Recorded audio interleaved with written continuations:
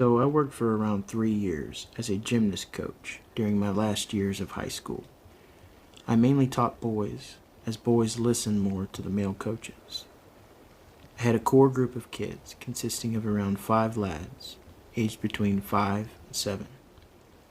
We'd usually do the session while chatting in the meantime. They'd tell me about school or about Minecraft and whatnot. Anyway, it's deep into winter and it begins to get dark around 4 p.m. and is usually pitch black by 5 p.m. The boys' session ends around 6, and there are these huge glass windows on the side of the building we were in.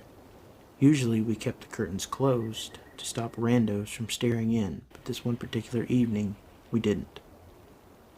So I'm next to the window teaching the boys the basics of tumbling, flips and whatnot, and one of them is glued to the window. I call him over and I say, "What are you looking at?" And he turns around and tells me, "There's a man waving at me."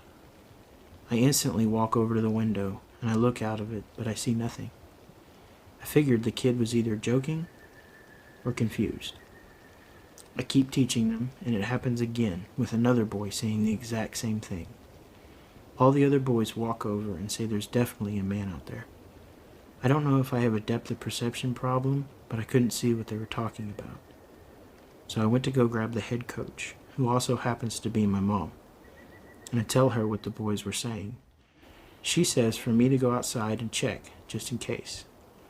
I go out the front door and look down the side of the building, and I will never forget what I saw.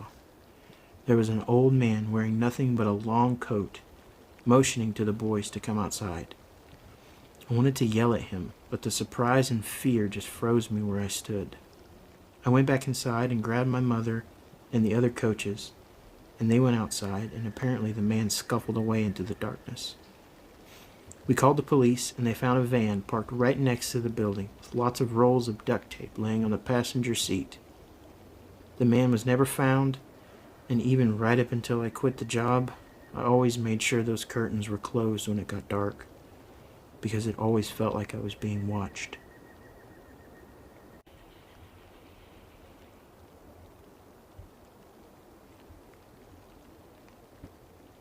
One day, about a year ago, I was leaving work and going to my car. I parked behind our building that day, and I was the only one parked in the back. It's not the nicest of areas, so I'm always very aware of my surroundings when I'm walking in the back, and the parking lot is a big open circle, so you can obviously see if there's anyone walking around. I was in the middle of the parking lot, so there was lots of room around me. I got into my car, locked it, starting setting up my phone for my music. I had a feeling to look up, and in my rearview mirror, a guy pops up from behind my car with his hands on the trunk. He started waving his arms in a come here motion, then starting walking around to my driver's side. I immediately floored it out of there, but he was running trying to catch me. I lost him, but when I got home I realized the only place he could have come from was underneath my car. I would have seen him in the parking lot, and there's no way he could have ran through the open lot and been able to pop up behind my car in the couple of minutes I was setting up my phone without me seeing him. I check underneath my car every time I leave work now.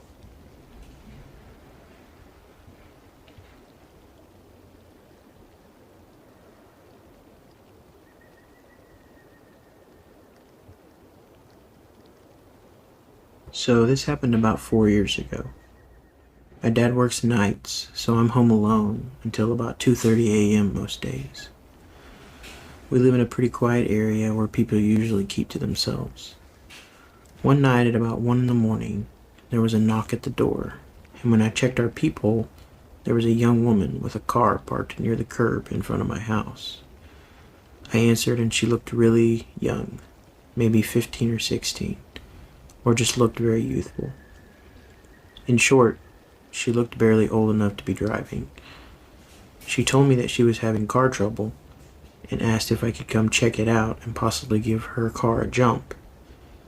At this time I didn't drive, have a car of my own, or knew very much about cars, so I was little help, but offered to call someone if she needed AAA or a tow service. She declined, but kept insisting that I check out the lights on her dashboard to see if it was normal. At this point, I just didn't want to be outside with a stranger, so I politely informed her I'd be of little help because I have zero knowledge of cars. I went back inside, but kept looking through the peephole. She opened the back door, got into the back seat, and the car drove off. It instantly made my stomach drop and had me extremely freaked out.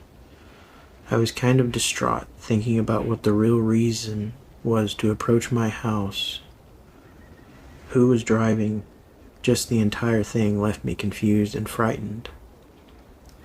I spent the next few days a little on edge because I was afraid they may return knowing that someone is there at night and alone. I also think of that girl and who she was.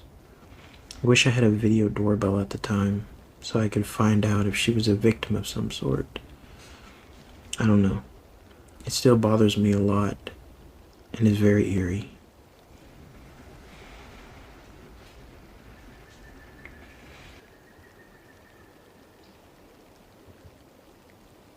I live in a small suburban town where not a lot goes on, and I was taking my girlfriend at the time on a date.